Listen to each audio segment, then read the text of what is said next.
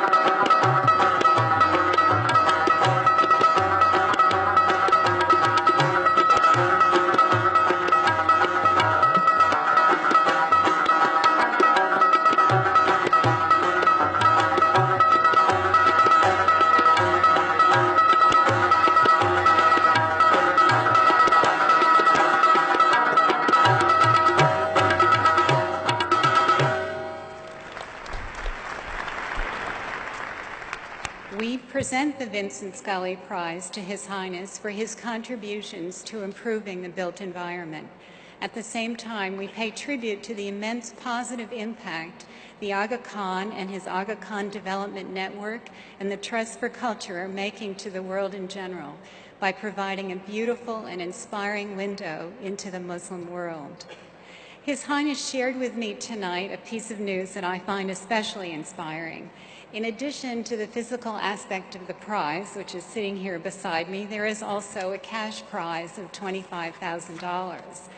And the Aga Khan is matching this amount for a total of $50,000, which he is contributing to architectural students from the Third World who study at Harvard, MIT, and Yale to help underwrite the cost of their studies. And as many of you know, there's an Aga Khan program for Islamic architecture at both Harvard and MIT. And he's including Yale in his generous gesture as a tribute to Vincent Scully.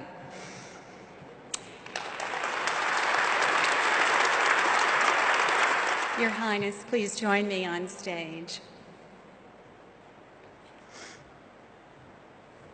Thank you very much. You're welcome. Your Highness, Thank you very much. on behalf of the Vincent Scully Prize jury and the National Building Museum, I present you the 2005 Vincent Scully Prize. Thank you Here, I'll very give it much to you. indeed. Thank you. You're very welcome. Thank you. You're very, very honored. Thank you. And I will take it back and leave the stage. I leave you now. Your work is there.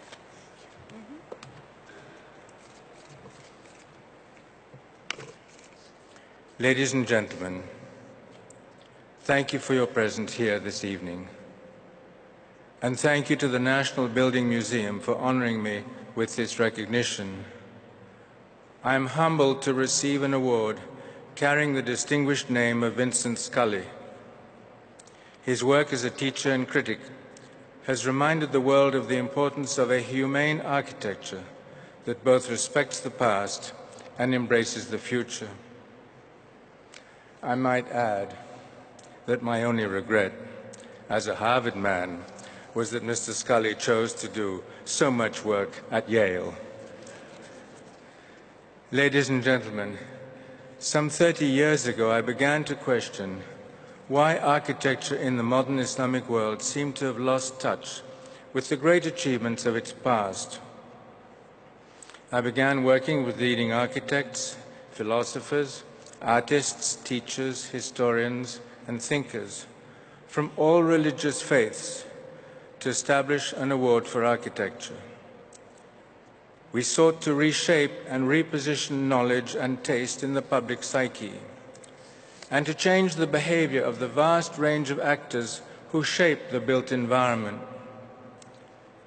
Now, some 20 years later, the extent to which we have been successful is due to a multitude of individuals and organizations from all regions, faiths, and occupations. They have been cemented together by their mutual commitment of service to people through the contribution of time, talent, and knowledge. It is on behalf of this broad spectrum of qualified men and women that I accept the Vincent Scully Award this evening.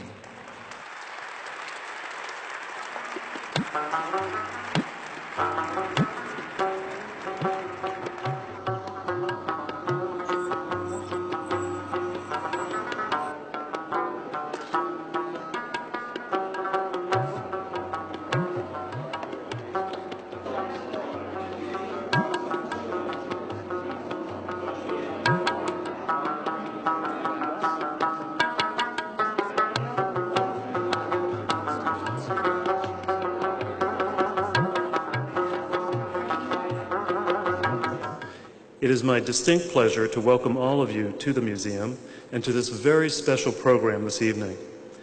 I am also greatly honored to welcome the distinguished individuals who are on tonight's program. I will now invite them up to the stage by their name to take their seats. Each of them will receive a more complete introduction later in the program. Allow me to invite Robert Ivy, Editor-in-Chief of Architectural Record.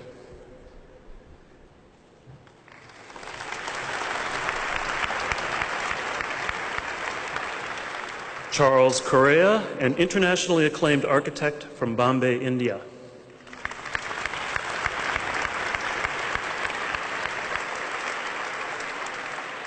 Martin Filler, an architecture critic based in New York City.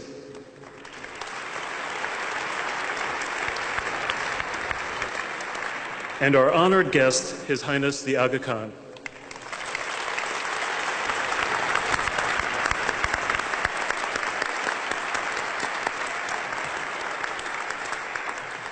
Tonight, we will celebrate and explore the many contributions of His Highness the Aga Khan to promote design excellence, urban revitalization, and historic preservation in countries where Muslims have a significant presence. Architecture itself is a mediating art. It mediates between humankind and nature's implacable laws, and it shapes the communities in which we live together. The awards, so generously conceived and supported by the Aga Khan, do much the same thing. They encourage architecture and city building at their best to mediate between the cultures of East and West, bringing the most beautiful buildings and the most humane urbanism of contemporary Islam forcibly to Western consciousness and admiration. They, and everything they stand for, shine as bright lights in a darkening world. They embody the hope of well-intentioned people everywhere, for civilization itself, for mutual understanding, decent brotherhood, and peace.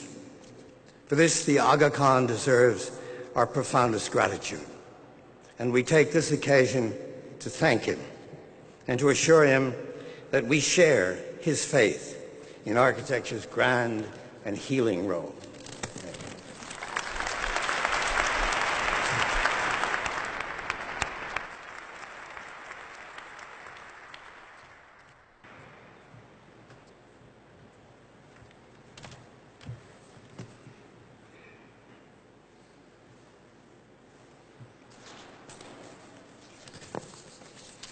Honored guests, ladies and gentlemen, I would like to begin my comments this evening by thanking the National Building Museum for the occasion of this seminar. I would also like to thank Professor Scully particularly warmly for having used this occasion to pay compliments to the work that I have done in the past years. I have taken an example from your book. People have often asked me why I created this award for architecture. And I think the video has shown you some of the examples of the issues that have faced people in the developing world, and particularly in the Islamic world, as their physical environment changes. I was concerned that much of the building that was taking place in the Islamic world had lost its sense of direction. There was a hiatus in cultural continuity.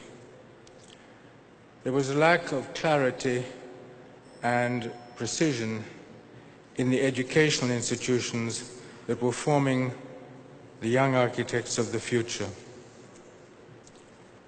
I profoundly believed that architecture is not just about building, it is a means of improving people's quality of life. At its best, it should mirror the plurality of cultural traditions and the diverse needs of communities, both urban and rural. At the same time, it must employ modern technologies to help fulfill desirable aspirations for the future. In Islam, the Holy Quran says that man is God's noblest creation, to whom he has entrusted the stewardship of all that is on earth. Each generation must leave for its successors a wholesome and sustainable social and physical environment. For these reasons, I began in 1977 working with leading architects, philosophers, artists, teachers, historians, and thinkers from all religious faiths to examine issues in the built environment and to establish an award for architecture. The task was extremely difficult and some thought impossible. We sought to reshape and reposition knowledge and taste, and to change the behavior of those who have an impact on the built environment. That meant not just architects and their clients, but governments, planners, granting organizations, village organizations, educational institutions, and builders, large and small, in urban and in rural areas. If we could achieve this, there was a real chance we could launch a process that would become self-sustaining to help bring about the truly profound change that we sought. That led us on a long journey of inquiry and action, based upon a premise which, strangely enough, was never put formally in writing. We were interested in architectural achievement, not just in design, but how good design could help improve the daily lives of the users and beneficiaries. It was from this service perspective that the award parameters grew. One example was the definition of architecture. The users were largely in developing countries, so we pushed our definition far beyond the so-called architected buildings and into self-built environments, many of them in rural areas, most of them poor. It was from this notion of service to people that we were led to search for best practices. We sought examples of best practice for vastly different local situations, from the ultra-poor in rural environments to the ultra-rich cities and towns of oil-producing states. The solutions we found ranged from restoration of historic buildings to the new high-tech buildings of modern societies. The criteria for best practice varied to reflect conditions. Poor communities, for example, do not have the resources to replace buildings every few decades. So we looked to best practice that emphasized efficient and creative refurbishing, or to new construction designed for a much longer economic service life than in industrialized countries. As the inquiry process became more widely known in the communities where we were focused, they responded to us with two basic requests. First, teach us how to do things differently. And second, show us examples of best practices in real-world situations.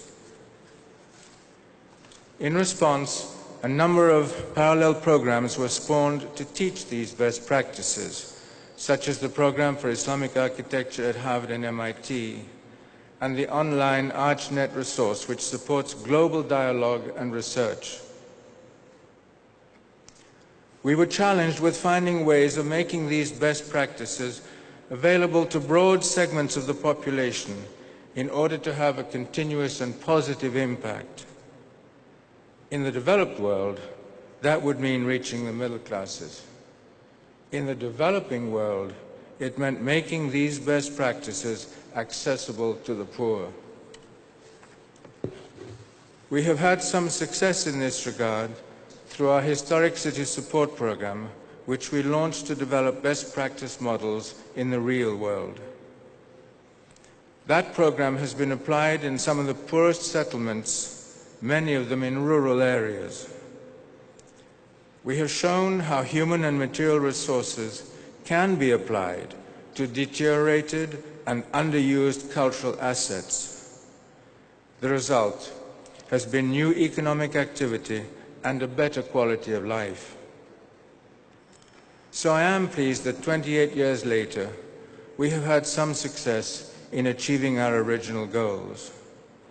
We are gratified that so many others are now engaged in the cause. We have created a momentum that has become a self-sustaining and unstoppable force for change in the human habitat of the Muslim world. And I am most pleased the principles we have established are having an impact in much of the developed world as well. But there is still much to be done. Quality housing remains the most essential need for societies everywhere, both in rural and urban environments. Industrial facilities and workplaces are not at a level of excellence that makes them exceptional. Rapidly expanding urban centers throughout the world lack public parks and open urban spaces. Problems of transport, congestion, and pollution have too few solutions emerging. The growth of slums, the consequence of the relentless forces of urbanization, has not stopped or even slowed down. And although many fine examples of rural projects have been represented in past award cycles, still there are not enough. I am also concerned that there is still too little attention being paid to design for communities to protect residents from the effects of earthquakes, many of them in remote rural areas. 2 million people died as a result of earthquakes in the last century, and 100 million were severely affected. There are vast populations that live in seismic-sensitive high mountain areas where we must focus attention. And the massive devastation of the Indian Ocean's tsunami has taught us a terrible lesson that the destructive power of earthquakes can reach far beyond the initial disturbance. It will no doubt lead to new thinking and new approaches towards seaside construction. So we are by no means at the end of our task. To quote Churchill, we may be at the end of the beginning. I hope next quarter century of the award will contain as much innovation and surprise as the first. To the extent that it does, it will be thanks to the many hundreds of capable individuals who have given so generously and continue to give of their time, their knowledge, and their talent. To all of them, I am enormously grateful. Thank you.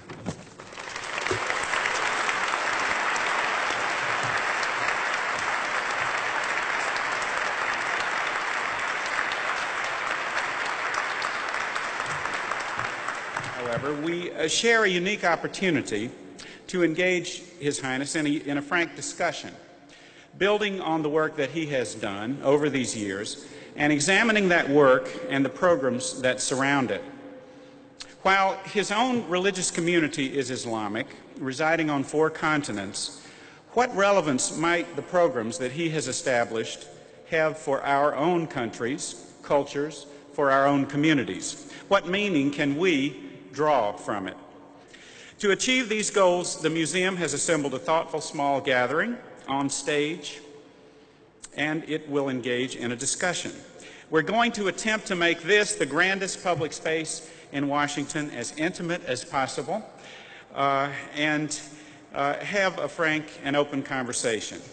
What is the interrelationship, if you will, of this large and vast network of programs that you have and government today?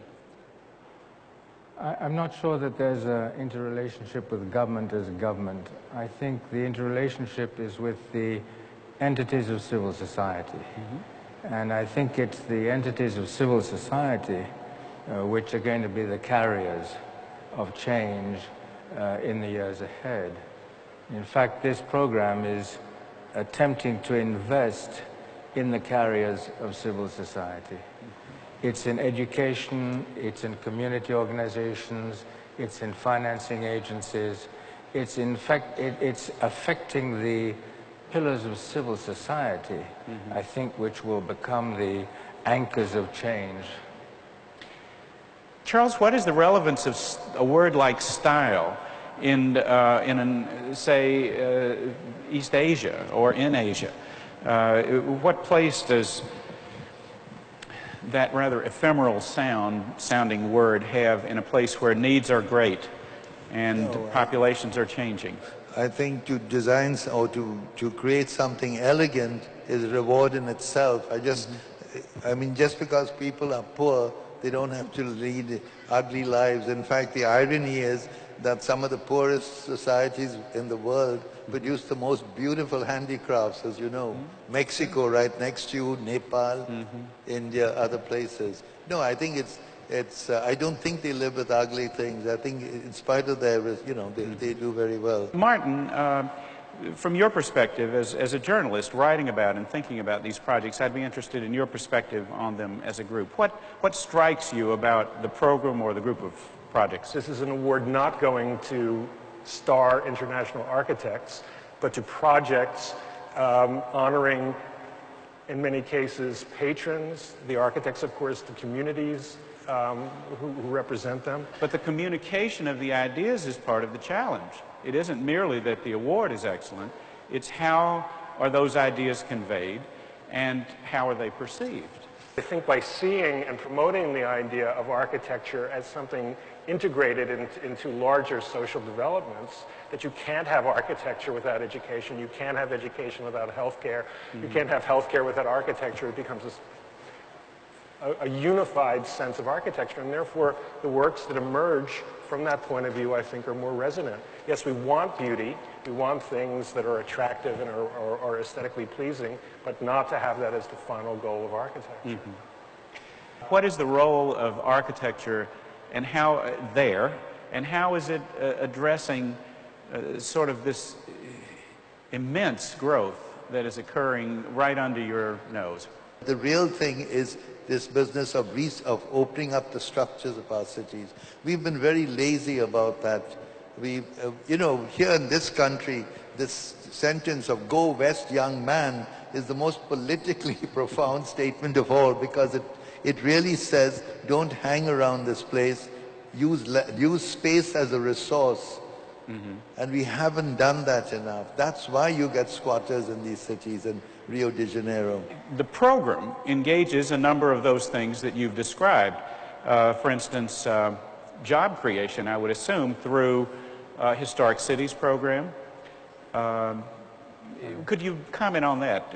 How you see this interplay affecting, ultimately, something as discrete as architecture? The historic cities traditionally have been transit spaces for newly urbanized populations, and therefore they are very often the very poor coming from the countryside, going through historic spaces that are degraded by the process of changing hands every 2, 3, 4 years. And I think what we found is that if you invest in those cultural spaces, you can actually turn them into economic generators. And when you turn them into economic generators, you stabilize the population that is in them, and you stabilize the value of the cultural asset. Now that does sometimes mean you have to reutilize the cultural asset for different purposes, and that's sometimes sensitive. Your Highness, what about this word pluralism? This seems to mean a great deal to you and something that you care very much about and that you discuss. Could you talk to us about what that particular word means to you in the context of architecture? Yes. Well, I think the nature of the Muslim world is pluralist. It's pluralist in terms of its civilization, it's pluralist in terms of its languages, it's pluralist in terms of its physical environment. And it seems to me that the cultures that have developed in the history of the Islamic world are cultures that deserve to be respected and not washed aside by some normatizing process. And therefore, keeping value to historical continuity is an issue which the award, I think, has felt was important. And therefore, this notion of pluralism is really a notion of respect for cultural identities in a pluralist form. That's the notion of pluralism in this environment.